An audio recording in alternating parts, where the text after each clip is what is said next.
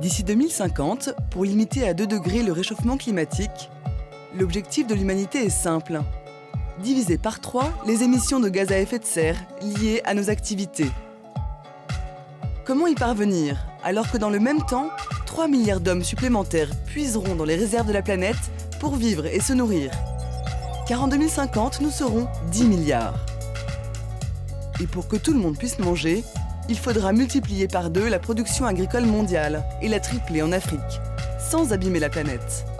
Et pour cela, réviser nos modes de production. Un nouveau monde est donc à inventer. Un nouveau monde qui, pour certains, existe déjà. Nous sommes partis à la rencontre de ceux qui pratiquent une agriculture post-carbone. Ils bouleversent les systèmes en place en cultivant sans produits chimiques, en installant les fermes au cœur des villes et en faisant preuve d'audace pour fabriquer des aliments nouveaux. Chacun à leur façon, ils ont révolutionné les modèles existants. Avec eux, nous avons 35 ans pour réussir à changer nos systèmes agricoles, pour nourrir une population toujours plus nombreuse et pour réinventer de nouveaux plaisirs de la table.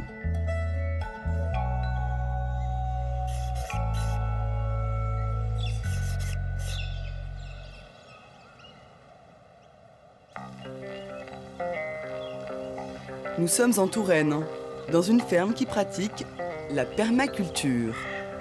La permaculture, c'est la contraction de 2 mots, agriculture et permanente.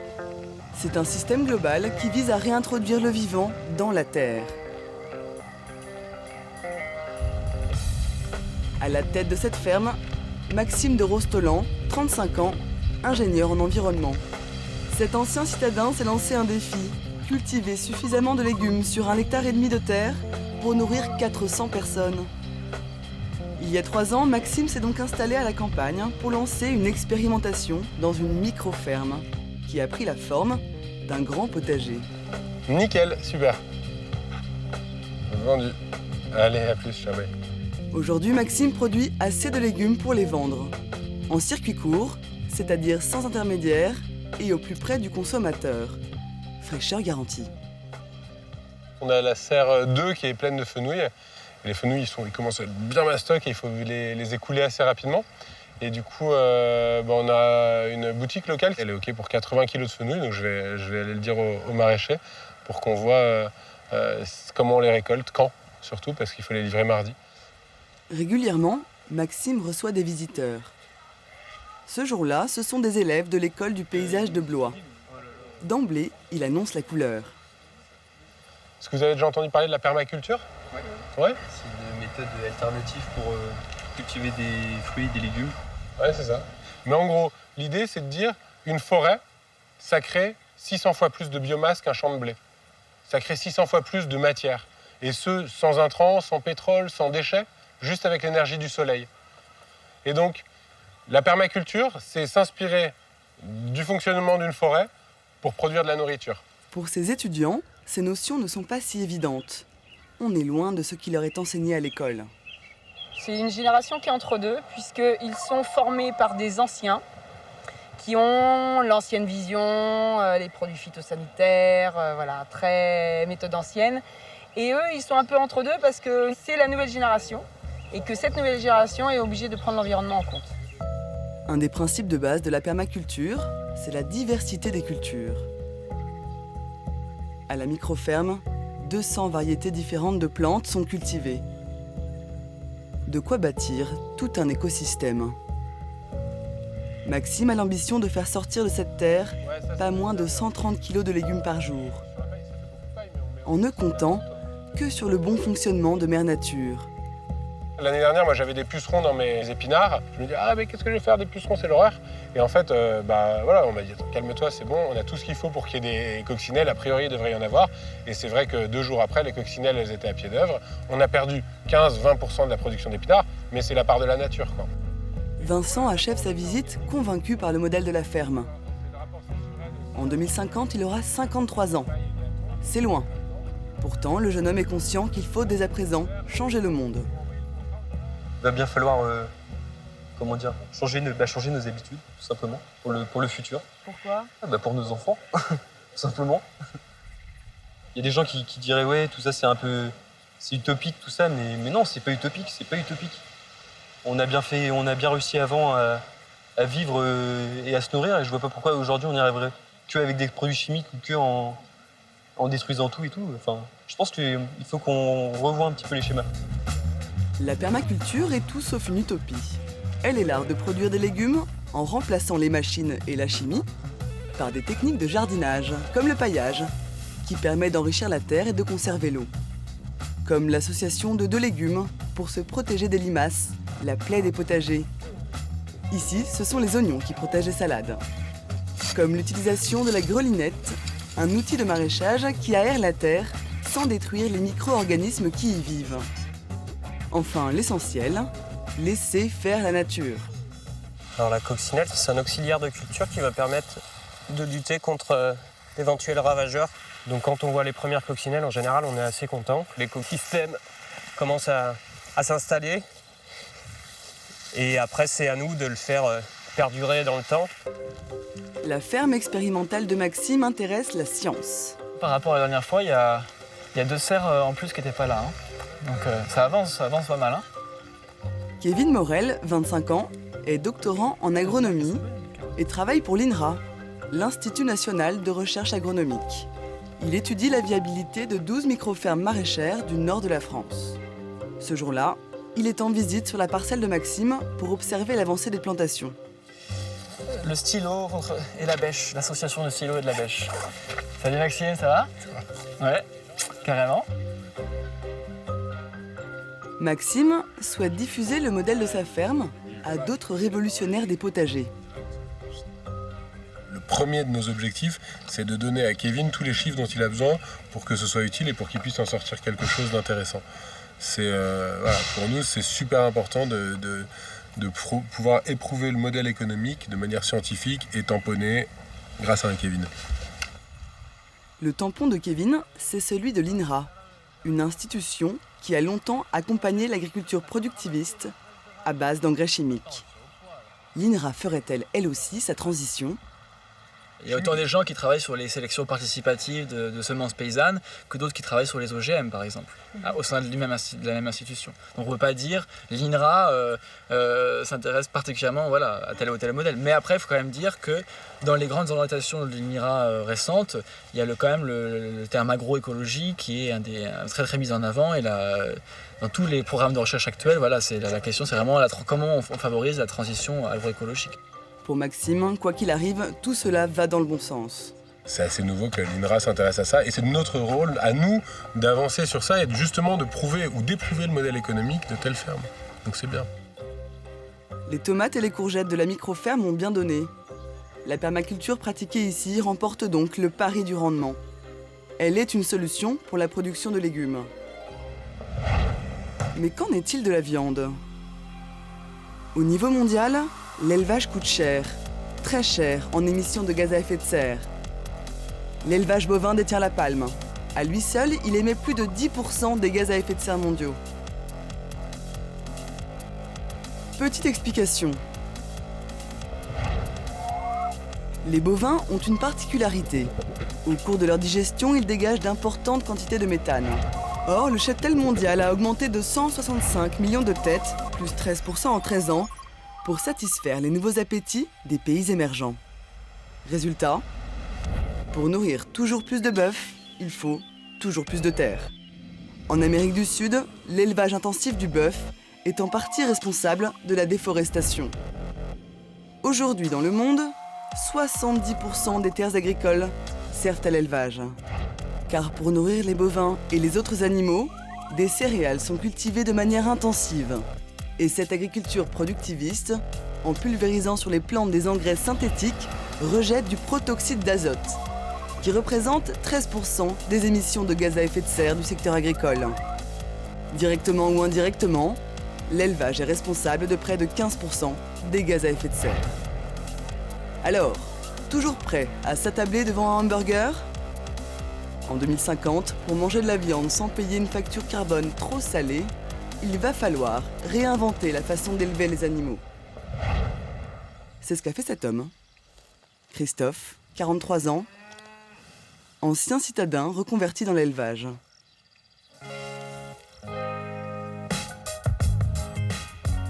Christophe Masson et sa famille ont quitté la Côte d'Azur pour s'installer dans le Gers. Ils ont décidé de sauver une espèce en voie de disparition, le bœuf nacré de Gascogne. Pour élever ses bœufs de façon durable et responsable, il a opté pour une méthode vieille de 10 000 ans, l'élevage extensif en prairie naturelle. Ce petit-fils d'agriculteur a repris la ferme de son grand-père, loué des terres, et aujourd'hui, 75 bovins pèsent en toute quiétude sur 140 hectares de prairie. Ficelon est le champion du troupeau. Au niveau de la base de la queue, vous voyez, quand j'appuie dessus, ça flotte, c'est rempli de graisse. Et là, on voit une bête en fait entre deux cuisses. Moi, j'appelle ça une bête qui a presque la braguette qui est prête à éclater. Ficelon, qui pèse 1 tonne, n'aura mangé pendant 5 ans que de l'herbe et les feuilles du chêne de son champ. Donc là, on est sur une bête qui a été finie exclusivement à l'herbe.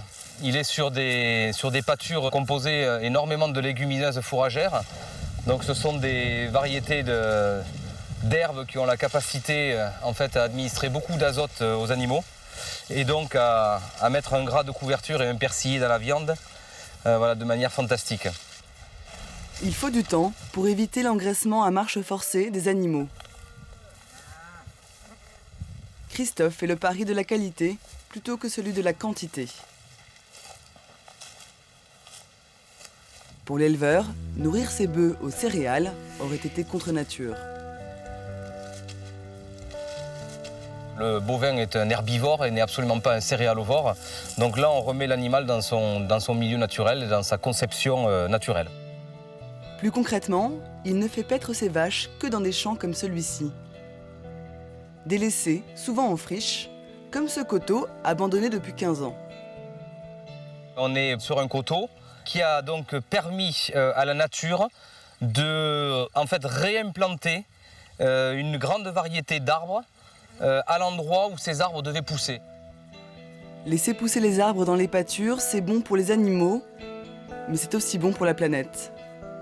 Car les arbres piègent le CO2 et c'est autant de gaz qui n'ira pas dans l'atmosphère. Avec ses bœufs nacrés et ses 140 hectares de pâture, Christophe permet à des écosystèmes entiers de revivre. Et non, bah oui, mes mères.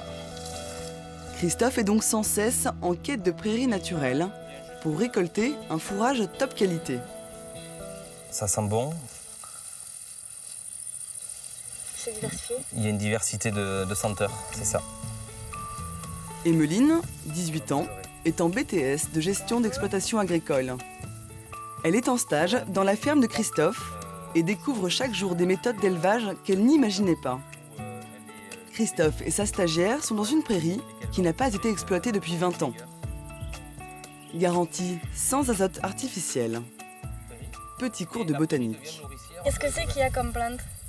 Alors là, dans cette prairie, Emmeline, tu as du lotier. D'accord.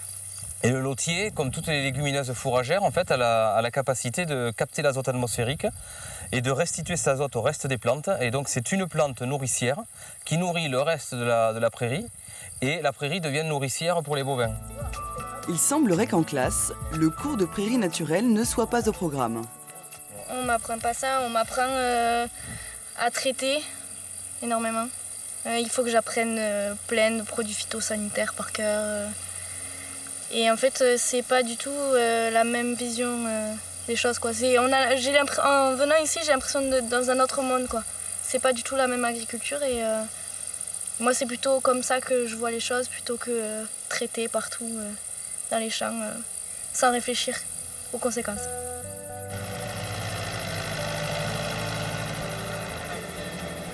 Christophe commercialise une quinzaine de bêtes par an.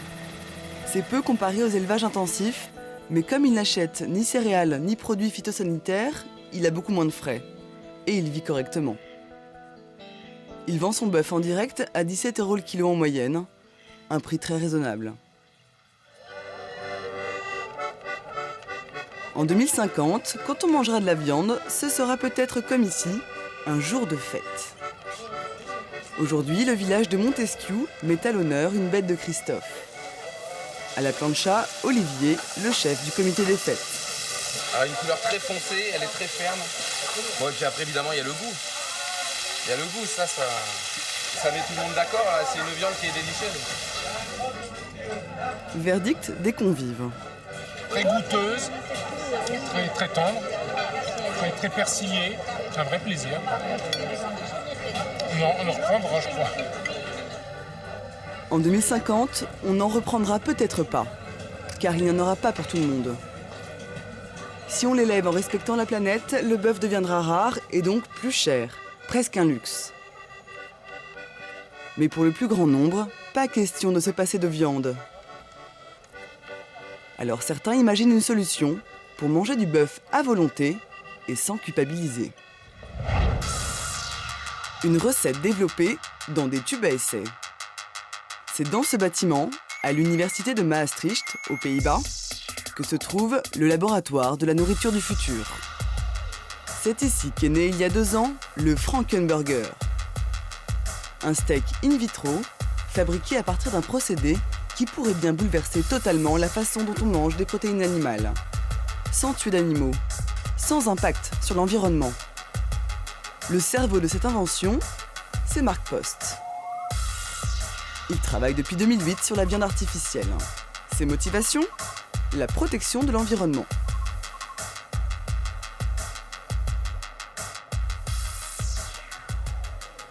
C'est très mauvais pour l'environnement que la viande soit produite à partir du bétail.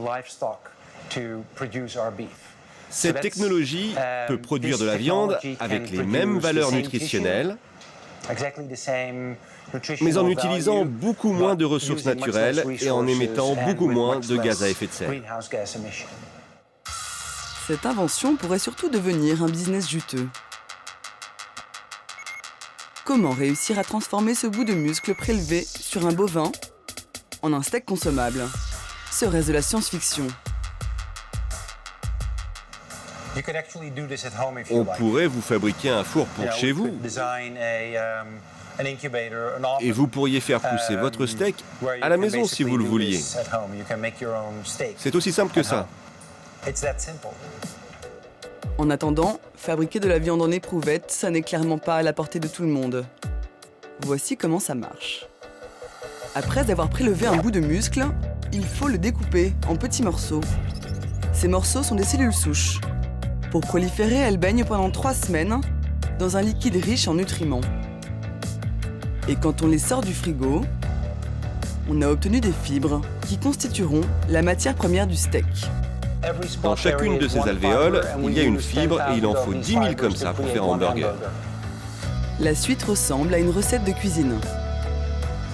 Après, il n'y a plus qu'à sortir les cellules de cette boîte, faire pâter, les mélanger avec un colorant rouge, du sel et un peu de blanc d'œuf, et voilà, tu le cuis et tu le manges.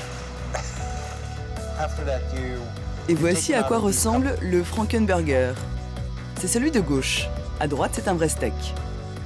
La dégustation a eu lieu il y a 2 ans à Londres sous les caméras du monde entier. Marc lui-même y a goûté. C'est bon, c'est comme de la viande. C'est même meilleur que les autres substituts de viande parce que c'est vraiment de la viande. Ce n'est pas encore parfait au goût, c'est un peu sec parce qu'il n'y a pas de gras, mais c'est là-dessus qu'on est en train de travailler. Les 2 chantiers de l'équipe de Mark Post sont donc le goût, mais aussi le coût. Ce premier steak aura coûté 290 000 €. Il a été financé par un certain Sergey Brin, qui n'est autre qu'un des 2 fondateurs de Google, convaincu de fabriquer le futur. Sensible à la cause de la souffrance animale, le milliardaire a mis la main à la poche. Mais nous, qui va vraiment pouvoir se payer un Frankenburger s'il a du goût ? Quand on va intensifier la production, en gardant la même technologie qu'aujourd'hui, sans l'améliorer mais juste en l'intensifiant, le prix va tomber à 60 € le kilo. C'est encore très élevé. Mais étant donné que le prix de la viande d'élevage va forcément augmenter dans les années à venir, eh bien le prix de notre viande sera compétitif. D'ici 2022, une fois agréé, le steak in vitro devrait arriver dans nos assiettes. Ça va arriver, c'est une évidence. Soit nous devenons tous végétariens, soit on commence à réduire notre consommation de viande, soit on cherche des alternatives comme celle-là. Mais vouloir manger de la viande de bœuf à tout prix, est-ce vraiment raisonnable?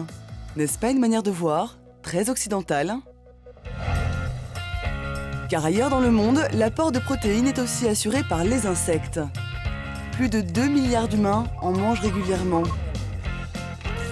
En Afrique du Sud, par exemple, 9 millions de chenilles comme celle-ci sont consommées par an.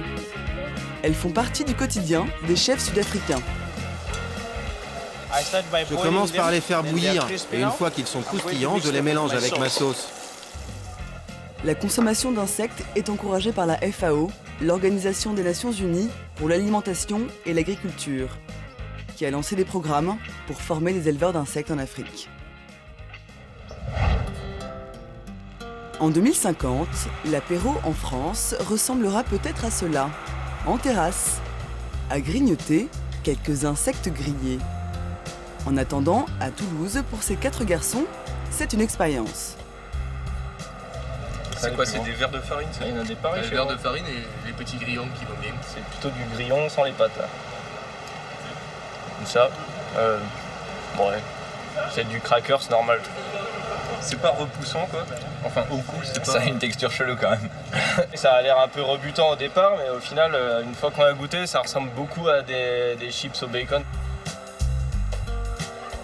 Pour Clément Gurlia, le patron du bar qui les a mis à sa carte à 3 € la coupelle, cela a du sens.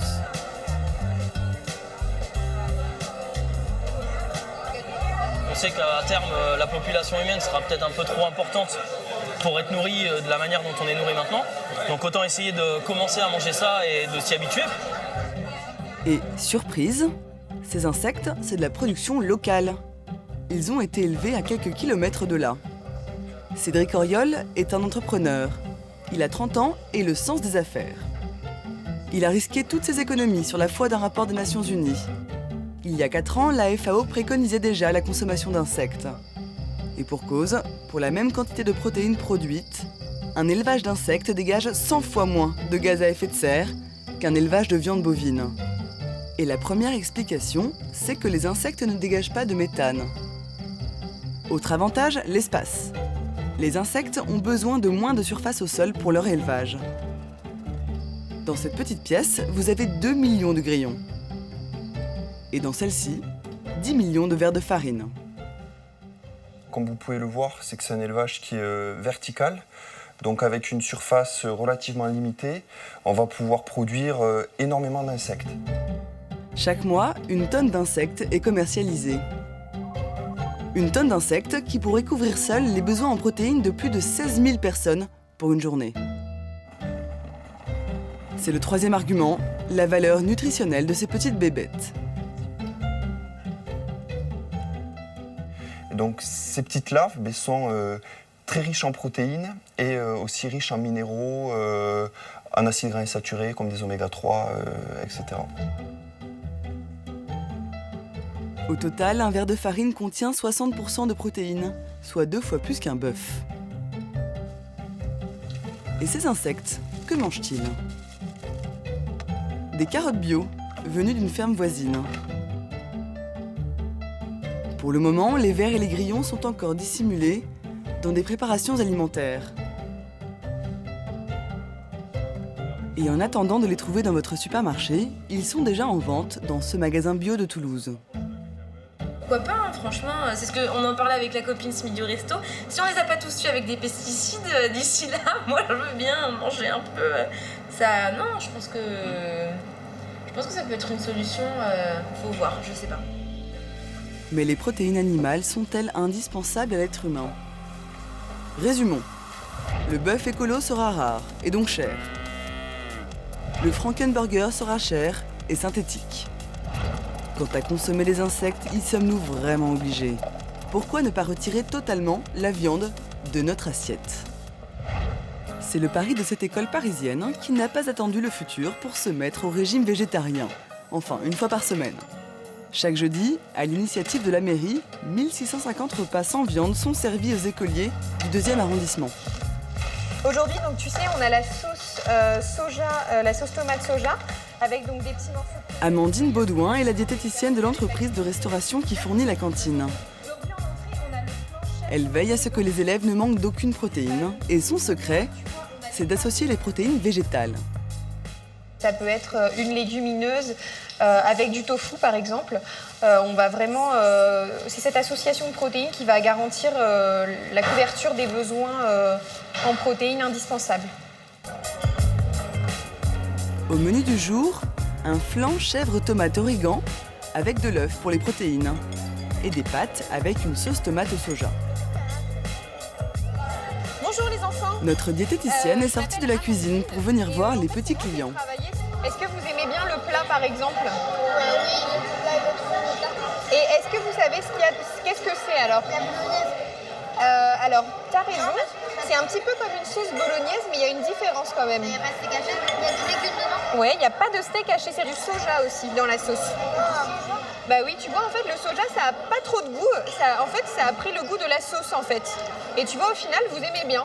Donc en fait, c'est plus économique et moins polluant. Mais c'est vrai que le principal, tu vois, c'est au moins de goûter. Là, quand tu as goûté, tu as aimé l'entrée finalement? Pas trop. Bon bah c'est bien déjà d'avoir goûté. Hein. Finalement, les assiettes sont vides.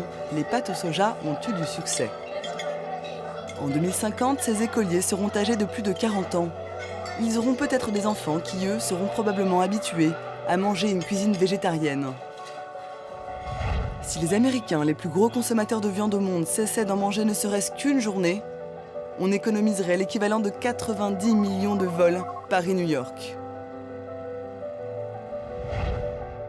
Changer les habitudes, inventer un nouveau monde n'est possible que grâce à des initiateurs, des visionnaires, des hommes et des femmes qui anticipent pour léguer le meilleur aux générations à venir. Louis-Albert de Breuil est surnommé le prince jardinier. Ce passionné de plantes a réhabilité 650 variétés de tomates dans le parc de son château de la Brodésière. C'est également un mécène.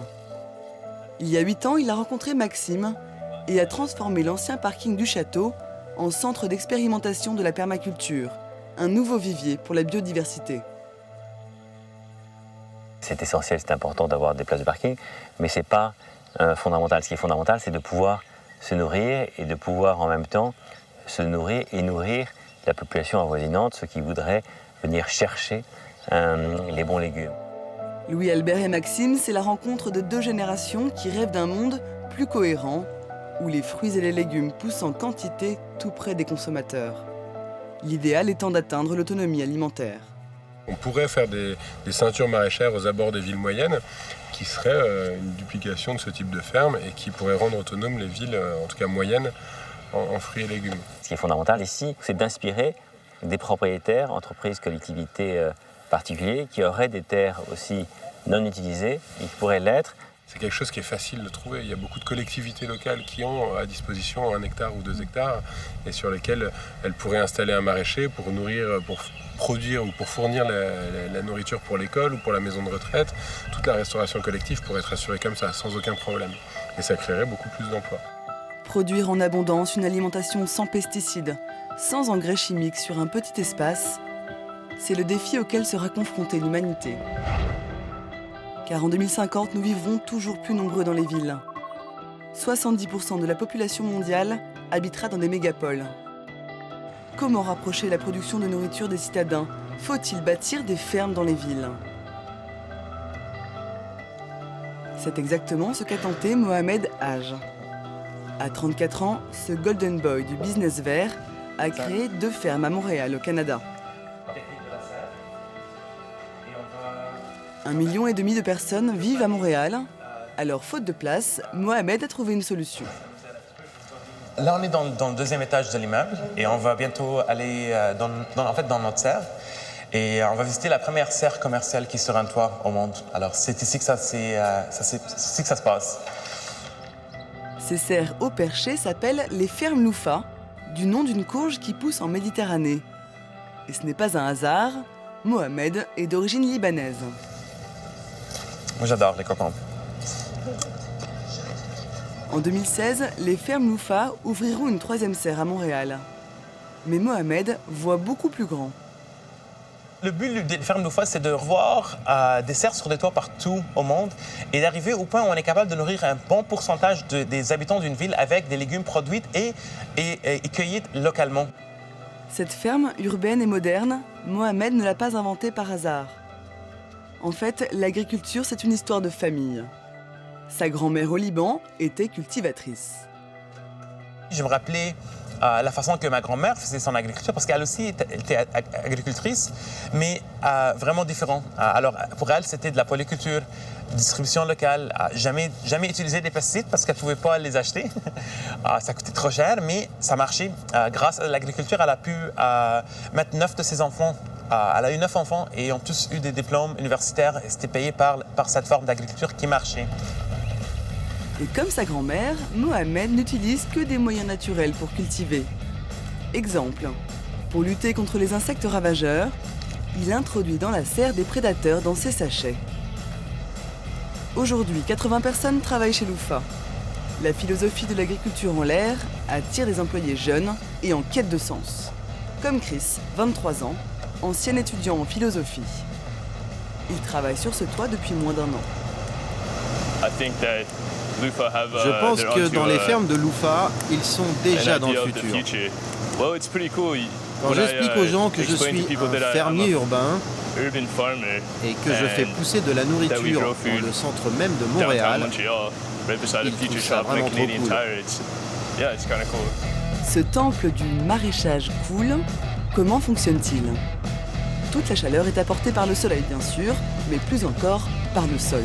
L'avantage d'être en ville, c'est qu'on a, sur un toit d'un immeuble, on reçoit beaucoup de chaleur de l'immeuble en dessous de nous. L'avantage pour l'immeuble aussi, c'est qu'on vient isoler l'immeuble, alors on vient réduire aussi la consommation énergétique de l'immeuble. La structure est capable de résister au vent et aux hivers enneigés de Montréal. Mohamed a tout prévu. Les plantes ne gèleront pas. Pour chauffer, ici, surtout en hiver, on a des tuyaux de l'eau chaude qui sont un petit peu partout dans la serre et on est capable de chauffer ou bien des tuyaux tout près des plantes ou bien des tuyaux qui servent comme des rails de transport en même temps, qui sont plus au sol. Et si jamais on a des grosses tempêtes de neige, on peut apporter de la chaleur un peu plus haut pour fondre la neige. Parce qu'en faisant fondre la neige, on reçoit plus de soleil et on est capable d'avoir une meilleure température. Dans les serres Loufa, la production des légumes requiert moitié moins d'énergie qu'une serre qui produit les mêmes variétés au sol. Aujourd'hui, 6000 familles mangent Loufa, soit 1% des habitants de Montréal. Et ici, comme dans n'importe quelle ferme, la récolte commence à l'aube. Dans la serre du 21e siècle, la journée débute par un petit chèque à sa boîte mail. On reçoit un email à minuit, lorsque le marché en ligne ferme. Donc quand j'arrive ici à 5 h le matin, je regarde ce qui a été acheté précisément. Le but de ce système, c'est qu'on ne récolte que ce qui a été commandé. Ça réduit le gaspillage. Pas de gâchis. Ici, il n'y a pas de surproduction.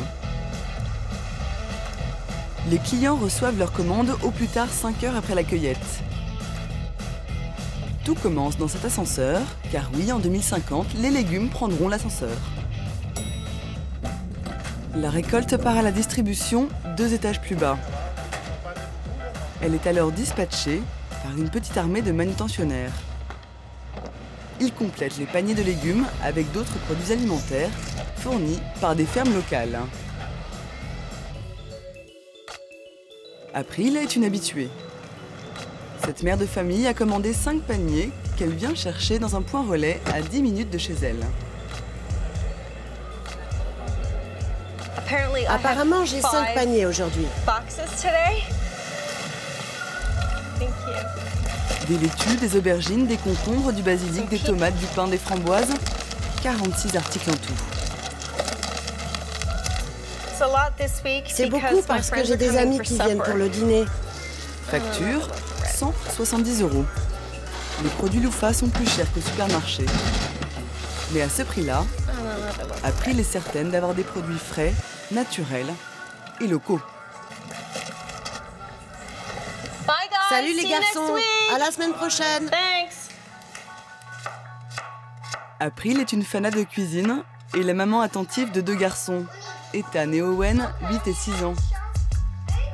Couper les légumes, les cuisiner avec ses enfants pour April, c'est essentiel. Il s'agit de redonner à la nourriture sa valeur. Et c'est ça. Comment c'était? Non, ne le remets pas sur la table. Tu ne trouves pas ça bon? Qu'est-ce qui cloche? C'est sucré. C'est sucré et... Ça pique. C'est piquant, c'est croquant et très juteux, non? C'est délicieux. Et c'est le goût que les radis devraient toujours avoir. Et d'où viennent les radis? De la terre. Si on ne fait pas ça avec nos enfants, ils ne comprendront jamais. Ils penseront juste que la nourriture arrive à l'épicerie comme ça. Et ensuite, ils vont simplement accepter que la nourriture vient de l'usine, sans penser que ça pourrait abîmer la terre et leur santé. Apprendre l'origine de nos aliments, être au plus près de la nature, même en ville où nous serons de plus en plus nombreux à vivre. L'expérience se répand partout dans le monde. Comme ici, sur les toits du 2e arrondissement de Paris, avec ce jardin voulu par la mairie qui nourrira les enfants des cantines. Ou encore là, à Singapour, où l'on veut produire 10% de la nourriture en ville. Des fermes géantes ont poussé en plein centre de la mégapole. Pour produire plus, au naturel, sur toujours moins d'espace, de vieilles techniques de production agricole souvent étonnantes sont revues au goût du jour. Nous sommes à Sainte-Agathe-des-Monts, une petite commune québécoise de 10 000 habitants, sur laquelle se trouve une drôle de ferme. Ici, depuis 10 ans, Marc Laberge élève des truites arc-en-ciel. Mais attention, des truites championnes de l'écologie.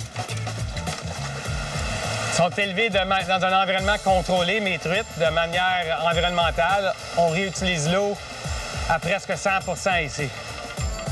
Ce biologiste spécialiste des poissons a réhabilité une technique qu'utilisaient les peuples d'Amérique centrale avant l'arrivée des conquistadors. Elle consiste à faire pousser des légumes, ici des laitues, et à élever des truites grâce à la même eau. Le système fonctionne en circuit fermé, on appelle ça l'aquaponie. Alors, petite leçon d'aquaponie avec Marc, un homme qui a travaillé 10 années pour sortir chaque semaine 300 kg de truites et 800 kg de laitue de sa ferme. Ici, on a 2 systèmes qui marchent en harmonie un avec l'autre. Tout commence avec l'élevage des truites. Il leur faut de l'eau et de la nourriture. Problème, pour que ces truites survivent, il faut soit changer l'eau, soit la filtrer. En aquaponie, ce sont des végétaux qui vont filtrer l'eau. Et ce, pour leur plus grand bien. Car les déjections des poissons sont riches en nutriments pour les plantes. Voilà comment ça se passe en détail.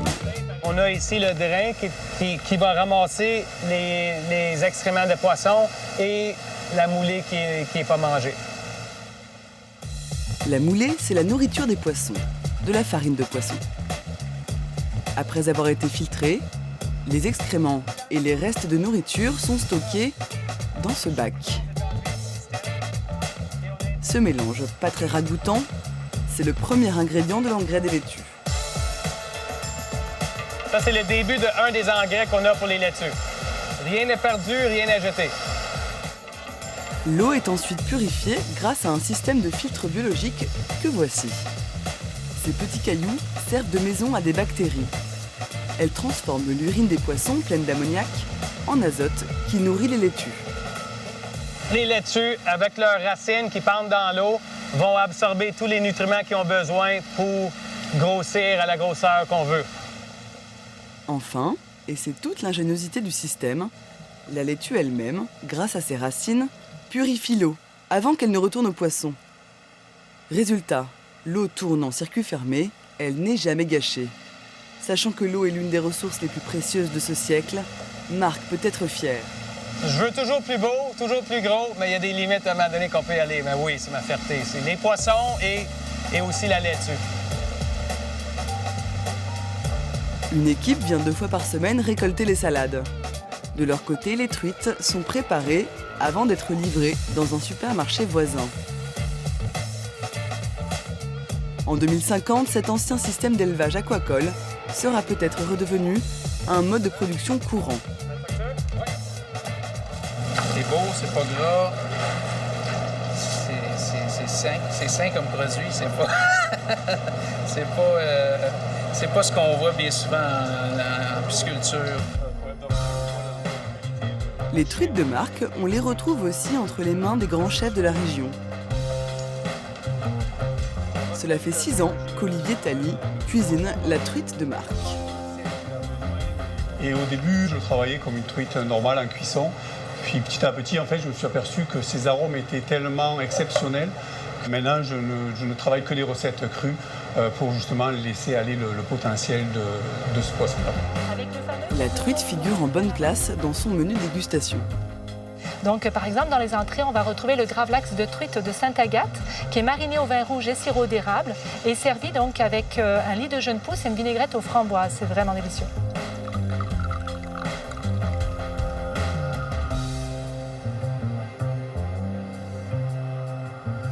Bonne dégustation, bienvenue. Consommer responsable. Acheter de la nourriture naturelle et locale sont des enjeux essentiels, mais des enjeux de pays riches.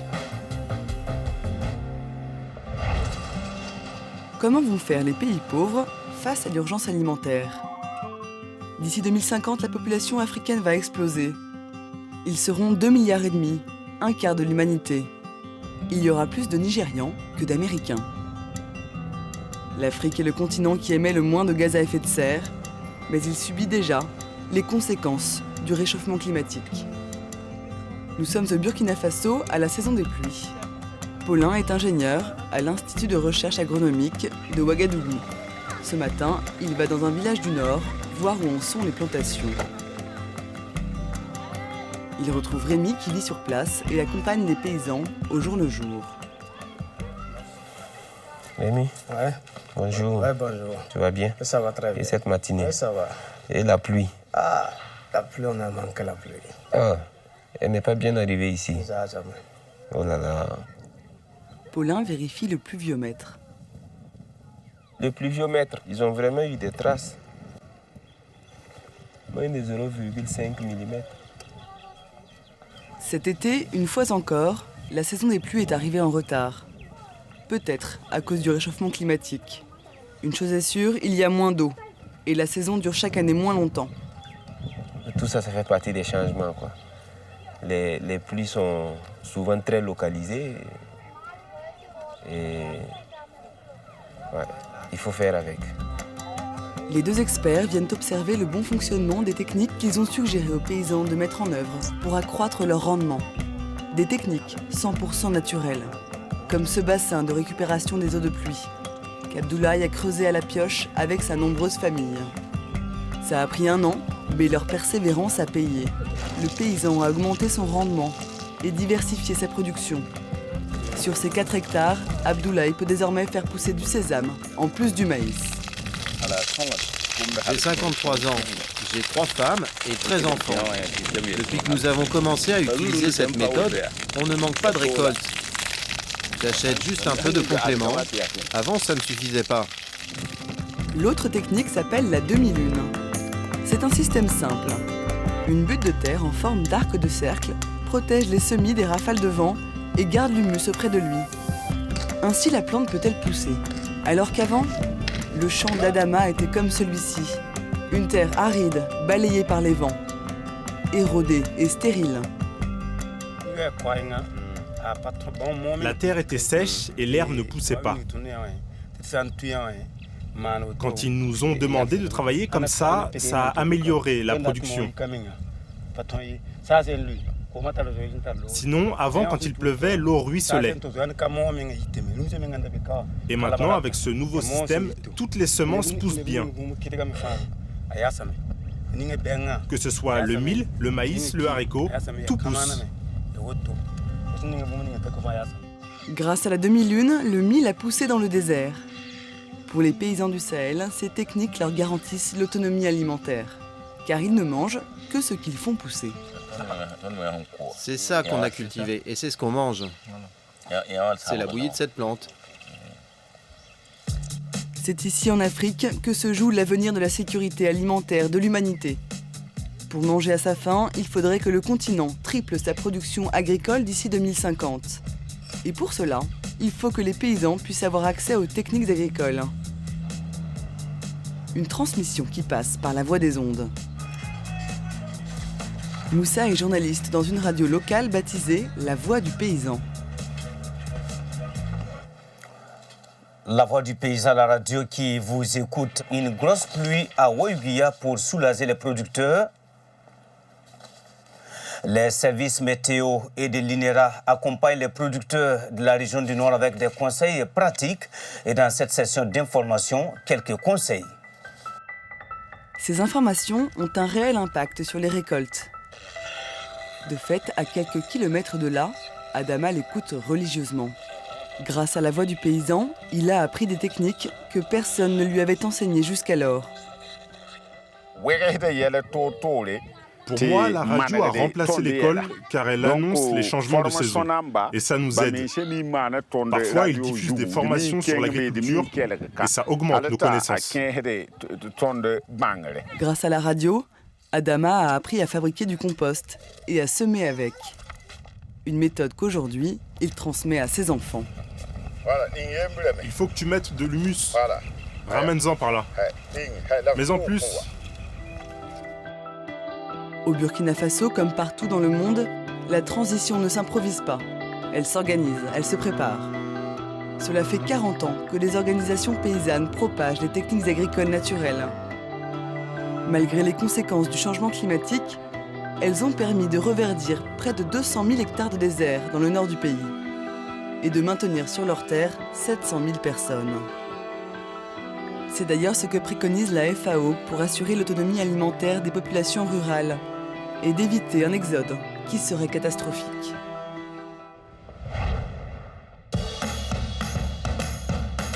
En France, de plus en plus d'urbains sont attirés par un retour à la terre. Ce matin-là, nous retrouvons Kevin Morel, souvenez-vous, le doctorant de l'INRA, en visite dans l'une des micro-fermes qui sont l'objet de sa recherche. Cette ferme est en Bretagne, cachée dans un petit coin de Finistère. Et la fermière est justement une ancienne citadine. Estelle Martineau, 29 ans, s'est installée comme agricultrice après des études d'ingénieur agronome. Elle ne possède pas de terre, mais a réussi à s'installer et à vivre de sa parcelle. Pour cela, elle cultive en permaculture et mise sur des légumes qui se conservent en hiver. Justement, par rapport à la Bourdaisière, ici, il y a ces cultures de conservation, comme les pommes de terre, les poireaux l'hiver, les carottes de conservation, qui demandent quand même une surface conséquente, parce que les pommes de terre, elles occupent le sol pendant un petit moment, puis qui demandent aussi donc, de la motorisation. L'unique entorse faite à l'esprit de la permaculture, c'est l'usage de ce vieux tracteur. C'est juste que ce ne serait pas gérable manuellement en fait. Je ferais beaucoup moins de poireaux, j'en ferais pas, je ne pourrais pas faire ces cultures-là en fait. Mais pour le reste, pas d'engrais, pas de pesticides. Si le projet d'Estelle intéresse l'INRA, il intéresse aussi d'autres agriculteurs. Des producteurs à l'ancienne, mais désireux d'accompagner l'agriculture de demain. Olivier Glinec est producteur laitier. Avec son frère Jean-François, ce sont eux qui lui ont loué le terrain. Ils lui louent également leur matériel. Nous, à la base, on est producteurs de lait. Le producteur de lait, de frangin, on n'a ni femme ni enfant. On voit les fermes qui disparaissent, le tissu rural qui devient de plus en plus clairsemé. Et à un moment, quand on a l'occasion de faire quelque chose pour ramener un petit peu de monde dans les villages, il faut profiter de l'occasion pour essayer de faire des choses. On lui cède 1 hectare. Elle a accès à notre réseau d'eau pour l'irrigation. Elle a accès à notre matériel quand il en a besoin. Une fois le temps, elle a accès à nos bras quand il y a besoin d'un petit coup de main. Mais ça, c'est anecdotique. Sans avoir eu recours aux aides versées aux jeunes agriculteurs, Estelle gagne presque le SMIC. Mais surtout, la jeune maraîchère dispose gratuitement de légumes frais et bio toute l'année. En 3 ans, grâce à la permaculture et à la solidarité, Estelle a réussi son retour à la terre au-delà de ses espérances. Comme elle, ils sont de plus en plus nombreux à inventer l'agriculture de demain. En 2050, les citadins seront peut-être aussi jardiniers. Tous les enfants sauront faire pousser des légumes. Une nouvelle alimentation pourra se mettre en place et répondre aux défis de ce siècle. Nous aurons ainsi de la nourriture de choix pour tous, en préservant notre planète.